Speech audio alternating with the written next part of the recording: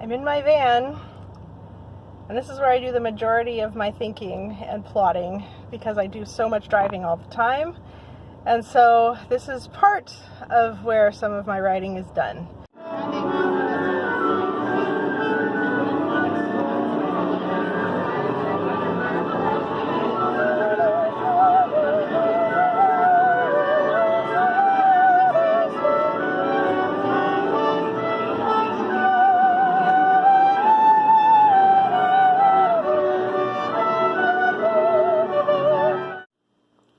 Here I am at my kitchen table. This is one of the main places that I end up because it's a chair and a flat surface, so I can, put my computer down.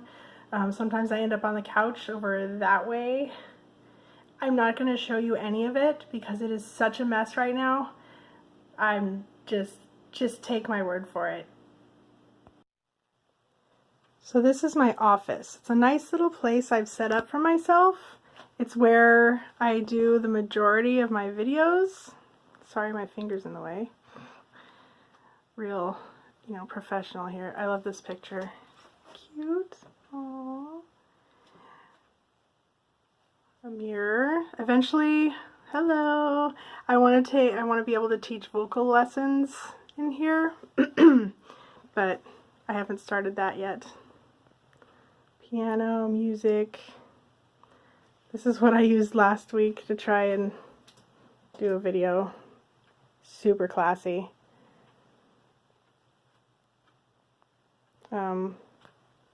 Music instruments, more music, random stuff. The microphone I'd really love to be able to use, and some headphones and other fancy things, but computers are a pain in the neck. Keurig for sustenance. Fancy pictures. I love that picture too. So one of the nice things about this room is that it's nice and cool in the summer because it is currently 77 degrees upstairs and we don't have air conditioning. So tomorrow it's supposed to be 85 degrees outside and it's going to be probably 80 degrees in the house, which is, awesome.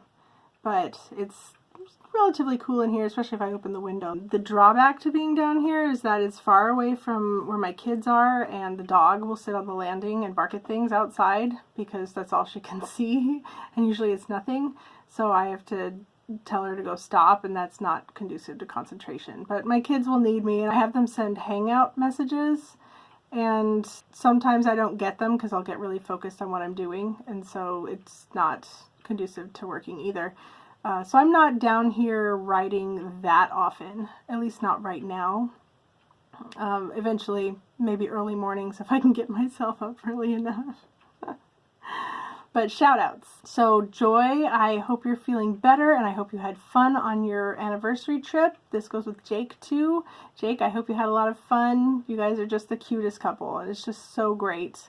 It was wonderful being a part of your wedding. It's wonderful getting to see this wonderful marriage you have. And Guy, crickets, where are you, Guy? Come back.